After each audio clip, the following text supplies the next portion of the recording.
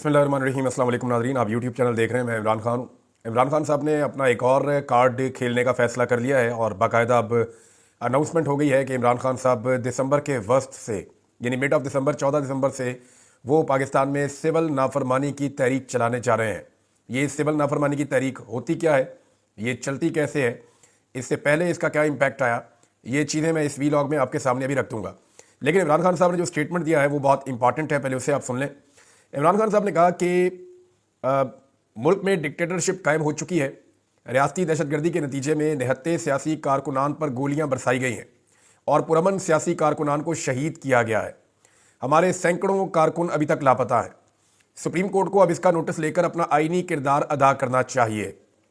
हम पहले भी इंसानी हकूक़ की संगीन खिलाफ वर्जियों पर supreme court, Lahore high court और इस्लामाबाद हाई कोर्ट से रुजू कर चुके हैं, लेकिन अदालतों की जानिब से कोई एक्शन नहीं लिया गया और मुल्क इस नहज पर पहुंच गया है कि हम 13 दिसंबर को पेशावर में शहदा को खराज तहसीन पेश करने के लिए अजीमुशान इज्तिमा मुनक्कद करेंगे। यानी मुल्क वहाँ पहुँच गया है कि आपके सामने अब कत्ल गारतगिरी हो गई है और उन्होंने 13 तारीख इमरान खान साहब ने दी है। 13 तारीख को सिर्फ पाकिस्तान में नहीं होने जा रहा, पाकिस्तान के बाहर भी कुछ होने जा रहा है, यूरोप में। और पाकिस्तान तहरीक इंसाफ का जो यूरोप वाला पोर्शन है, उन्होंने एक बड़ी अनाउंसमेंट की है और वो ये कह रहे हैं कि हॉलैंड के अंदर एक इंटरनेशनल क्रिमिनल कोर्ट है जहाँ से आलमी सतह के मामला उसके सामने रखे जाते हैं। जो बैनुल अक़वामी क्रिमिनल कोर्ट है, इंटरनेशनल क्रिमिनल कोर्ट हॉलैंड में, उसके सामने पाकिस्तान तहरीक इंसाफ ने मुज़ाहरा करने का ऐलान किया है 13 दिसंबर बरोज़ जुमा। अच्छा, वापस चलते हैं इमरान खान साहब के स्टेटमेंट की जानिब। उसी दिन जब इमरान खान साहब के लोग पेशावर के अंदर एक अजीमुशान इज्तिमा मुनक्कद करेंगे, खराज तहसीन पेश करेंगे अपने शोहदा को, उनकी फैमिलीज़ को वहाँ बुलवाया जाएगा, तो उस वक्त बैरून मुल्क में ये हो रहा होगा या उस टाइम का जो डिफरेंस है उसके साथ, लेकिन वहाँ पे भी बाकायदा पाकिस्तानी अपना रोल प्ले करेंगे। अच्छा, इस इज्तिमा में अपोजिशन की सियासी जमातों को शिरकत की भी दावत दी जाएगी क्योंकि ये सियासी शोहदा है। और मैं 2 नुकात पर 5 रुकनी मुज़ाकराती कमेटी तश्कील दे रहा हूँ। अब इमरान खान साहब ने कहा कि ये जो सिविल डिसोबीडियंस की एक तहरीक वो चलाने जा रहे हैं, उस हवाले से उन्होंने पहले खबरदार किया कि मैं 5 रुकनी एक कमेटी बना रहा हूँ। इस कमेटी के साथ बात करके 13 तारीख तक, 13 दिसंबर तक, एक हफ्ता भी बाकी है, कि 13 दिसंबर तक आप मामला तय कर लें, वरना 13 तारीख को जो पेशावर में हम लोग एक बहुत अजीमुशान किस्म की एक जलसा करेंगे, एक खराज तहसीन पेश करेंगे अपने शोहदा को, तो उसी दिन फिर हम अपनी तहरीक का ऐलान भी कर देंगे, जिसको सिविल डिसोबीडियंस या सिविल नाफरमानी की तहरीक कहा जा रहा है। इमरान खान ने 2 मुतालबात रखे। पहला मुतालबा यह है कि अंडर ट्रायल सियासी कैदियों को रिहा किया जाए जिन्हें ज्यादती करके अंदर रखा हुआ है। नंबर 2, इमरान खान साहब का मुतालबा है कि 9 मई और 26 नवंबर के वाकयात की शफाफ तहकीकात के लिए जुडिशल कमीशन कायम किया जाए। अब ये जो जुडिशल कमीशन इमरान खान साहब मांग रहे हैं, वो कह रहे हैं गैर जानिबदार जुडिशल कमीशन बना दें जो 9 मई की भी शफाफ तहकीकात कर ले और 26 नवंबर की भी शफाफ तहकीकात कर ले कि इन दोनों दिनों में क्या हुआ था, कौन जिम्मेदार है, किसने क्या किया, और दोनों की इमरान खान साहब CCTV फुटेज की बात करते हैं। बहरहाल एक दरख्वास्त जो है वो एक मुद्दई की जानिब से आई है, इस्लामाबाद में जो कत्लेआम हुआ अनीस शहीद की फैमिली की जानिब से, लेकिन पुलिस ने FIR दर्ज नहीं की। वो मुबैना तौर पर अदालत में गए हैं, लेकिन पाकिस्तान तहरीक इंसाफ क्या कर रही है, अभी तक उनकी दरख्वास्त सामने नहीं आई। मुमकिन है कि आने वाले दिनों में, आजकल में, उनकी दरख्वास्त भी सामने आ जाए। कमेटी जो इमरान खान साहब ने बनाई, उन्होंने कहा जी मेरी कमेटी में उमर अयूब, साहबजादा हामिद रजा गंडापुर, सलमान अकरम राजा और असद कैसर, ये 5 लोगों पे शामिल होगी मेरी कमेटी, इमरान खान ने कहा। और साथ ही उन्होंने कहा कि वो स्टेक होल्डर से मुज़ाकरात करेगी। अगर इन 2 मुतालबात को ना माना गया तो 14 दिसंबर 2024 से सिविल नाफरमानी की तहरीक शुरू की जाएगी। इस तहरीक के नताइज की जिम्मेदारी हुकूमत पर होगी। सिविल नाफरमानी तहरीक के नतीजे में बैरून मुल्क पाकिस्तानियों से अपील करेंगे कि वो तरसीलात ज़र को महदूद कर दें। यानी जो बाहर पाकिस्तानी है, वो पाकिस्तान में जो पैसा भेजते हैं, उस पैसे से पाकिस्तान चलता है, या एक बड़ा हिस्सा है वो पैसा पाकिस्तान की तरक्की के लिए या पाकिस्तान के आगे बढ़ने के लिए, क्योंकि वो बहुत बड़ी मिकदार में पैसा भेजते हैं बाहर से।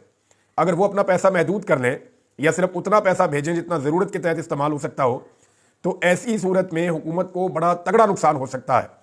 तो इमरान खान साहब ने जो है वो हुकूमत की जो कमज़ोर जगह है वहाँ पे हिट लगाई।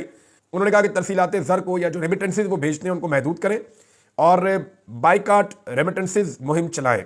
इस तहरीक के दूसरे मरहले में हम इससे भी आगे जाएंगे। अब ये सिविल नाफरमानी तहरीक होती क्या है, ये ज़रा थोड़ा सा आप देख लें। अलीमा खान साहब ने भी कन्फर्म किया कि जो इमरान खान साहब हैं उन्होंने बाकायदा फैसला कर लिया और वो तैयार हो गए हैं अपना आखिरी कार्ड खेलने के लिए, और ये कार्ड हुकूमत को तंग करेगा। देखिए ना, पहले ही उनके टारगेट्स अचीव नहीं हो रहे। IMF से जब उन्होंने कर्जा लिया तो जो आदादो शुमार बता कर लिया वो गलत साबित हो रहे थे बार बार। फिर IMF ने बहुत टाइम लिया इस सारे मामले में। फिर IMF से जो इन्होंने वादे किए वो भी ये पूरे नहीं कर पा रहे। अब जो टैक्स कलेक्शन करनी थी उसके अंदर भी ये सैकड़ों अरब पीछे जा रहे हैं, वो पूरा नहीं कर पा रहे। मिनी बजट का खतरा पाकिस्तान के सर पे मंडला रहा है।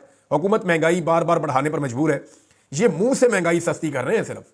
आप मुझे बताएं ना, आप में से कोई भी दिल पर हाथ रख के कि कोई एक चीज आपके घर में आज सस्ती आ रही हो, तो फिर महंगाई कैसे कम हो रही है? हम कोई बेवकूफ है, रोटी को चोची कहते हैं, हमें समझ नहीं आती। पेट्रोल पहले से ज्यादा महंगा है, डॉलर पहले से ज्यादा महंगा है, आटा पहले से ज्यादा महंगा है, चीनी घी और दालें पहले से ज्यादा महंगी है, जरूरियात जिंदगी की तमाम चीजें पहले से ज्यादा महंगी है, बिजली और गैस जो है वो कई गुना कीमत बढ़ गई है, और ये मुंह उठा के कह देते हैं जी हमने महंगाई कम कर दी है। तो पाकिस्तानी कैसे यकीन करेंगे इस बात पे कि महंगाई कम हो गई है? ये तो मानने में नहीं आता, लॉजिकली नहीं लगता। हर आदमी के घर का बजट उठा के देख लें, वो 2 गुना 3 गुना हो गया और उसकी आमदन बढ़ी नहीं है, और ये मुंह उठा के कहते हैं जनाब महंगाई कम हो गई है। एक्चुअली ये मुंह से महंगाई कम कर रहे हैं, प्रैक्टिकली ग्राउंड के ऊपर महंगाई कम नहीं कर रहे। और ये महंगाई मजीद इनको बढ़ानी पड़ जाएगी अगर ये अपने टारगेट अचीव नहीं करते। तो पहले ही जो हुकूमत अपने टारगेट अचीव नहीं कर पा रही, उसके ऊपर अगर सिविल नाफरमानी की तहरीक का डंडा इमरान खान साहब ने चला दिया तो ये एक बहुत बड़ी मुसीबत बन जाएगी। अच्छा, अब ये सिविल नाफरमानी की तहरीक के बारे में थोड़ा सा मैं आपको बता देता हूं। एक तो आप ये बात अपने ज़हन में रखें कि जो लेटेस्ट हिस्ट्री है उसके अंदर पिछले 100 साल में एक सिविल नाफरमानी तहरीक इस खित्ते में और भी चली थी। इमरान खान साहब ने 2014 में एक कोशिश की थी, लेकिन वो बड़ी छोटी सी कोशिश थी, वो वहीं खत्म हो गई। लेकिन महात्मा गांधी ने 1930 में एक सिविल नाफरमानी की तहरीक अंग्रेजों के खिलाफ चलाई थी, और अंग्रेज सरकार ने उस वक्त कुछ ऐसे कवानीन मुतारिफ करवाए थे जिससे जो इस खित्ते के लोग थे वो बहुत परेशान थे। खासतौर पर अंग्रेजों ने नमक के ऊपर एक टैक्स लगा दिया था कि नमक जो है वो उसके ऊपर टैक्स भी पे करना पड़ेगा आम आदमी को, और साथ ही साथ आप अपना नमक भी नहीं पैदा कर सकते। तो इस पे गांधी जी ने 12 मार्च 1930 को सॉल्ट मार्च किया था। महात्मा गांधी ने यह मार्च जब शुरू किया था तो उनके साथ 78 साथी थे, यानी 78 लोगों के साथ मिलकर उन्होंने अपना मार्च शुरू किया और समंदर की जानिब वो चल पड़े थे। 24 दिनों में वो समंदर तक पहुंचे और समंदर के पानी में उन्होंने खुद को नहलाया और पैगाम दिया पूरे भारत को कि आप मुफ्त में नमक हासिल कर सकते हैं। ये नॉर्मली पूरी दुनिया के अंदर इस्तेमाल की जाती है, कई सदियों पुरानी इसकी तहरीक है सिविल डिसोबीडियंस की। ये नॉन वायलेंट होती है, यानी इसके अंदर किसी किस्म का तशद्दुद का आंसर नहीं होता। इसमें तरीकाकार ये इख्तियार किया जाता है कि हुकूमत को मजबूर किया जाए ऐसी चीज़ों से कि वो अपने फैसले बदलने पर तैयार हो जाए, या हुकूमत को घुटने टेकने पर मजबूर किया जाए ताकत के इस्तेमाल के बगैर। यानी इसमें तशद्दुद का कोई अंसर नहीं होता, इसमें कोई कानून ब्रेक नहीं हो रहा होता। यानी 1850 की दिहाई में अमेरिका में कई ग्रुप्स ने इस तरह की तरीके चलाई थी। खासतौर पर जो स्याह फाम अमरीकी हैं उन्होंने अपने हकूक़ के लिए सिविल नाफरमानी की तरीकें चलाई और उनमें कुछ कामयाब भी हुई, और उन्होंने अपने राइट्स लिए भी। जो ज़्यादतियाँ उनके साथ होती थी, जो नाइंसाफ़ियाँ उनके साथ होती थी, उनके खिलाफ वो खड़े हुए थे और बार बार खड़े हुए थे। इमरान खान साहब ने हुकूमत को पूरा मौका फराम किया कि आप हमें इस मामले में इंसाफ फराम कर दें, लेकिन लोग तो नाको नाक भरे हुए देखें। पाकिस्तानी जो है वो बहुत परेशान है और जो कुछ पाकिस्तान में हो रहा है। अब इमरान खान साहब की ये जो एक अपील है, क्या इसके ऊपर कामयाबी होती है और लोग इस पर लब्बैक कहते हैं तो हुकूमत के लिए बहुत बड़ी मुसीबत खड़ी हो जाएगी। इसमें फर्दर ये हो सकता है कि लोग बिल जमा ना करवाएं, लोग जो है हुकूमत के वाजिबात अदा ना करें और वो सारे पुरअमन तरीके इस्तेमाल करें जो हुकूमत की मशीनरी को चलने से रोक दे। ये बहुत इंपॉर्टेंट है। तो अब सिविल नाफरमानी की एक तहरीक भी हुकूमत के दरवाजे पर दस्तक दे रही है। क्या हुकूमत इसका बोझ उठा पाएगी? इमरान खान को काबू करने के सारे हथकंडे क्यों नाकाम हो रहे हैं? देखिए, इसके ऊपर थोड़ा सा गौर कर लें आप। मैंने इस पर एक छोटी सी तहरीर जो है वो रखी है और इसके ऊपर एक फैक्चुअल जो एनालिसिस है मैं आपके सामने रख देता हूँ। हुआ क्या है कि जब से लेकर इमरान खान साहब जेल में गए तब से अब तक 5 मरतबा डील्स की ऑफर उनकी जेब में पड़ी थी। 5 मरतबा, 3 मरतबा पहले रिपोर्ट था, 2 मरतबा डील उनको दी गई है। इस वक्त भी इमरान खान साहब के पास एक डील उनकी जेब में पड़ी है, लेकिन इमरान खान साहब ने तमाम ऑफर्स को अब तक रद्द किया है। इमरान खान साहब अपनी सियासत में बार बार कहते हैं मलंग आदमी हूँ, मलंग आदमी हूँ, मैं गुजारा कर लूंगा। तो जो सबसे खतरनाक चीज़ हुई है वो ये हुई है कि इमरान खान साहब ने जेल में रहने सीख लिया है। यानी वो जेल में रह रहे हैं तो ये उन्होंने सीख लिया कि जेल में कैसे रहते हैं। इससे पहले जितने भी लीडर्स जेलों में जाते थे ना, वहाँ एस्टेब्लिशमेंट के पास हमेशा 2 चीज़ें होती थी, या दोनों में से एक चीज़ होती थी जिसकी बुनियाद के ऊपर एस्टेब्लिशमेंट कोई ना कोई डील जो है वो ऑफर करके अपनी शराइत के ऊपर मामलात को बनवा लेती थी, और डील की जाल में वो सियासतदान या वो लीडर फंस जाता था। ये 2 चीज़ें कौन सी थी? नंबर 1 ये है कि जो कैदी होता था सियासी लीडर, वो जेल में रहना नहीं सीख पाता था। यानी बहुत सारे सियासी लीडर हैं वो जेल में जाती है, उनकी हवा निकल जाती है, वो जेल में रहना सीख ही नहीं पाते। और दूसरी बात ये होती थी कि जो जेल में कैदी लीडर मौजूद होता था उसके जेल जाने से पाकिस्तानी अवाम को कोई फर्क नहीं पड़ता था। इन 2 चीज़ों को बतौर हथियार इस्तेमाल किया हमेशा पाकिस्तान के निज़ाम ने या मुक़तदरा ने, और उन्होंने इसकी बुनियाद के ऊपर मजबूर किया कि आप डील कर लें, वरना देखें लोगों को फर्क ही कोई नहीं पड़ता, या ये देखें जेल की सख्तियाँ ये आपको बर्दाश्त करनी पड़ रही हैं। तो अब इसमें आप मिसाल के तौर पर आसिफ अली जरदारी को लें तो उन्होंने जेल काटना सीख ली। हालांकि उनके ऊपर जेल में वो सख्तियाँ नहीं थी। चंद दिनों के अलावा जब जरदारी साहब के ऊपर नवाज शरीफ साहब ने जुल्म करवाया था उसके अलावा कोई इतनी सख्तियां उनके ऊपर नहीं थी, लेकिन जरदारी साहब ने जेल में रहना सीख लिया था, लेकिन उनके जेल में रहने से पाकिस्तान के लोगों को कोई फर्क नहीं पड़ रहा था, तो फिर जरदारी साहब की वक़्त नहीं थी। नवाज शरीफ साहब जो हैं, जेल में उनके रहने से पाकिस्तानी अवाम को कुछ ना कुछ थोड़ा बहुत फर्क तो पड़ रहा था, लेकिन नवाज शरीफ जेल में रहना सीख नहीं पाए और वो जेल को बर्दाश्त नहीं कर पाए, तो वो हर दफा भाग गए। अब एक जुल्फिकार अली भुट्टो साहब थे, वो जेल में भी रहना सीख लिया उन्होंने, और उनके जेल में जाने से अवाम को फर्क भी पड़ता था। लेकिन इमरान खान साहब जो है जुल्फिकार अली भुट्टो की निस्बत ज्यादा खुशकिस्मत है। नंबर एक, पाकिस्तान के अंदर उनकी मकबूलियत शायद ज्यादा है और वो जेल में मुश्किल तरीन हालात में रहना भी सीख चुके हैं। दूसरा ये कि भुट्टो साहब को इमरान खान साहब जैसा जो है वो ना सोशल मीडिया मिला और ना ओवरसीज पाकिस्तानियों में उनको ऐसी सपोर्ट मिली।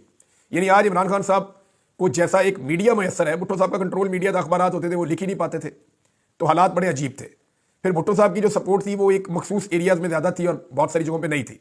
इमरान खान साहब की चारों सूबों में यकसा सपोर्ट है, बल्कि आज़ाद कश्मीर में भी और जीबी में हर तरफ इमरान खान साहब की पूरी सपोर्ट है, और उनके पास एक ओवरसीज पाकिस्तानियों की सूरत में बहुत बड़ा हथियार है। तो इन चीज़ों को जब आप प्लस माइनस करके देखते हैं तो इमरान खान साहब को ज़्यादा फायदा है। एक तो वो जेल काटना भी सीख चुके हैं, दूसरा उनके जेल में होने से अवाम को बहुत फर्क पड़ रहा है और वो फर्क पड़ता हुआ दिखाई भी दे रहा है। ये वो वजूहात हैं कि एस्टेब्लिशमेंट अब तक इमरान खान साहब के साथ कोई डील कामयाब नहीं कर पाई। फर्ज करें इमरान खान साहब जेल में रहना ना सीख पाते तो हो सकता है डील करनी पड़ती, या इमरान खान साहब के जेल में जाने से पब्लिक को फर्क ही ना पड़ता, लोग कहते ठीक है और भी गए ये भी गए, तो तब भी शायद इमरान खान साहब को बाहर आने के लिए कोई कंप्रोमाइज करना पड़ता। लेकिन ये दोनों चीजें इमरान खान साहब के हक में जा रही हैं, लिहाजा किसी किस्म का कंप्रोमाइज हो नहीं रहा। नाज़रीन, एक और चीज बड़ी काबिल गौर है, और वो चीज ये है कि जिस तरह इमरान खान साहब को तमाम धोखा देने वाले लोग या इमरान खान साहब के सियासी मुखालिफिन और या वो मीडिया जो PMLN का बहुत हमायती है, ये सारे रल के जैसे बुशरा बीबी को पै गए हैं ना, इसका मतलब है कि बुशरा बीबी कुछ ना कुछ ऐसा कर रही है जो ठीक है।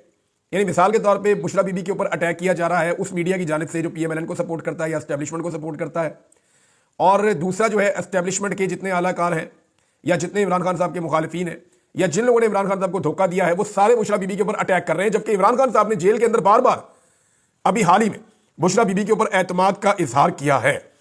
तो इसका एक वादे मतलब तो यह है कि बुशरा बीबी को मैनेज नहीं किया जा सका। कुछ लोग दावा कर रहे थे कि वो डील करके बाहर आई, तो वो दावा भी हवा हो गया है, और जो लोग ये दावा कर रहे थे कि वो डील के नतीजे में बाहर आई, अब वही लोग अपना मुंह काला कर रहे हैं, नहीं जी नहीं, बुशरा बीबी तो बात ही नहीं सुन रही, वो बात मान ही नहीं रही। तो इसका मतलब है कुछ ना कुछ तो वो ऐसा कर रही है बुशरा बीबी कि सारा फोकस शिफ्ट होकर उनके ऊपर आ रहा है मुखालिफिन का। नाज़रीन, एक खबर और है, उमर अयूब साहब को गिरफ्तार किया गया था और दीगर लोगों को गिरफ्तार किया गया था, तो अदालत ने उनको बुलवाया था, इंसदाद दहशतगर्दी की अदालत ने, लेकिन उस अदालत में उन्हें कल पेश नहीं किया गया। इसके ऊपर अदालत ने तौहीन अदालत का शो काज नोटिस जारी कर दिया है। उमर अयूब साहब के पास और दीगर कुछ लोगों के पास ओमनी बेल मौजूद थी, उन्हें गिरफ्तार करने से पेशावर हाई कोर्ट ने रोक रखा था, लेकिन फिर भी उन्हें गिरफ्तार किया गया। जिन लोगों ने गिरफ्तार किया वो लोग उन्हें अदालत में पेश नहीं कर सके या अदालत में उनको नहीं लेकर आए। इस बिना के ऊपर यानी उन्हें गिरफ्तार किया गया था जेल के अहाते से, इस बिना पे अब उनके ऊपर जो है वो तौहीन अदालत का एक नोटिस जारी किया गया है। देखते हैं इस नोटिस का क्या बनता है। नॉर्मली तो ऐसे नोटिस के बारे में बाबर एवान साहब ने क्या बात की थी एक दौर में कि नोटिस मिले कख ना हिलिया, क्यों सोने का गिला करा, मैं तो लख वरी बिस्मिल्लाह करा। और मुझे बाबर एवान साहब को जब भी मैं देखता हूं तो मुझे वो वाला मामला याद आ जाता है। तो आजकल अदालती नोटिस की हैसियत कुछ ऐसे ही है। एक और चीज़ नाजरीन बड़ी इंपॉर्टेंट सामने आई कि जिस कादी फायद ईसा के लिए बगलें बजाई जा रही थी, रोला डाला जा रहा था, हमला हो गया, जुल्म हो गया, ज्यादती हो गई, फलाह हो गया, कादी फायद ईसा के ऊपर हमला हो गया, कुछ भी नहीं हुआ था। लोग एहतजाज कर रहे थे। वो बरतानिया है, वहाँ पे रूल ऑफ लॉ है। वो पाकिस्तान तो नहीं है कि यहाँ पे आप एक नारा लगाएंगे तो आपके ऊपर दहशतगर्दी का मुकदमा दर्ज हो जाएगा या आपको डिजिटल दहशतगर्द करार देके कई महीने जेल में रखा जाएगा। वो पाकिस्तान तो नहीं है, वो तो बरतानिया है। तो बरतानिया के अंदर ये हुआ कि जो कादी फायद ईसा साहब के ऊपर हमले वाला मामला था वो केस बंद हो गया, और अभी आप थोड़े दिन बाद देखेंगे कि ख्वाजा आसिफ की धमकी वाला केस भी बंद हो जाएगा। वहाँ पे ये बार बार जलील और रुस्वा क्यों होते हैं? उसकी वजह यह है कि वहाँ पे रूल ऑफ लॉ है, कानून की हुक्मरानी है, और जहाँ पे कानून की हुक्मरानी होती है वहाँ पे मुमकिन नहीं होता कि आप झूठ की बुनियाद के ऊपर कोई चीज़ घड़ लें। एक तरफ तो कादी फायद ईसा साहब की जिल्लत जो है उसके ऊपर एक स्टैंप लग गई है, दूसरी जानिब एक मरतबा फिर खत लिखा है जस्टिस मंसूर अली शाह साहब ने, और उन्होंने कहा जी 26वीं आईनी तरमीम के खिलाफ दरखास्तों के फैसले तक जुडिशल कमीशन का इजलास मुअख्खर कर दिया जाए। ये मुतालबा नाज़रीन किया है जस्टिस मंसूर अली शाह साहब ने और याया अफरीदी साहब को खत लिखकर, और यानी 2 दर्जन से ज़ायद दरखास्तें इस वक्त ज़ेरे इल्तवा हैं 26वीं आईनी तरमीम के हवाले से, और ये दरखास्तें जो हैं वो मुस्तरद भी हो सकती हैं और मंजूर भी हो सकती हैं। अगर दरखास्त मंजूर होती है तो जुडिशल कमीशन के फैसलों की वक़्त खत्म हो जाएगी, और ऐसी सूरत हाल इदारे और मेंबर्स के लिए शर्मिंदगी का बायस बनेगी। लिहाजा जुडिशल कमीशन का 6 दिसंबर का इजलास मुअख्खर किया जाए और 26वीं जो आईनी तरमीम है उसके खिलाफ दरखास्तों पर फैसला करके जुडिशल कमीशन की कानूनी हैसियत का हमेशा के लिए फैसला किया जा सकता है। जस्टिस मुनीब अख्तर और मैंने 31 अक्टूबर के इजलास में 26वीं आईनी तरमीम के खिलाफ दरखास्तों को समाअत के लिए मुकर्रर करने का फैसला किया था, मगर इस फैसले के बावजूद रजिस्ट्रार की जानिब से इन दरखास्तों को फुल कोर्ट के सामने समाअत के लिए मुकर्रर नहीं किया गया। अब जज साहब ये कह रहे हैं कि फुल कोर्ट के सामने इनको लगाया जाए। अगर ये मामला फुल कोर्ट के सामने आ जाता है तो 26वीं आईनी तरमीम आज खुद उड़ जाएगी, और 26वीं आईनी तरमीम के बाद एक्चुअली जो काम होना था वो तो हो गया कानून साजी के जरिए से। जो मामला तय होने थे वो आप सारे जानते हैं, वो तो हो गए। तो अब 26वीं तरमीम जो है वो क्या बेचती है, अगर वो खत्म भी करनी पड़ जाए वसी तर मुल्की मफाद में तो वो खत्म भी हो सकती है। रुकन कौमी असम्बली अजीमुद्दीन लखवी साहब को चेहरे पर जख्मों समेत 10 दिन के बाद जबरी गुमशुदगी से रिहा कर दिया गया है।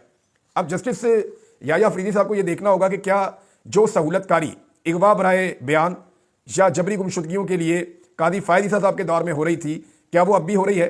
एक मेंबर कौमी असम्बली है, 10 दिन तक जबरी तौर पर लापता रहा, अब वो वापस आया तो उसके चेहरे के ऊपर जख्म भी हैं, तो क्या इसके ऊपर कोई अदालत नोटिस लेगी, कोई इसके ऊपर बात करेगा? मुझे नहीं लगता कोई इसके ऊपर बात कर रहा है। और अगर इसके ऊपर बात नहीं हो रही तो फिर इस मुल्क में ना रूल ऑफ लॉ है, ना किसी किस्म का जो है वो इंसाफ है। बल्कि जुडिशरी जो है उसको ये इस बात के ऊपर देखना चाहिए कि मेंबर कौमी असम्बली अगवा हो रहे हैं और जख्मी चेहरों के साथ वापस आ रहे हैं और ये जबरी तौर पे लापता है, इनकी कहीं पे गिरफ्तारी नहीं है। ये कितनी बेबसी है पाकिस्तान की, और यहाँ पे कानून का किस कदर मजाक उड़ाया जा रहा है। और मुनसिफ सिर्फ बैठे हैं कि जनाब एक जज इधर लगा दें, एक उधर लगा दें, और वो सारे एडमिनिस्ट्रेटिव किस्म के काम कर रहे हैं और पाकिस्तान में कानून नाम की कोई चीज़ मौजूद नहीं है। अब तक के लिए इतने, अपना ख्याल रखिएगा, अपने चैनल का भी अल्लाह हाफ़िज़।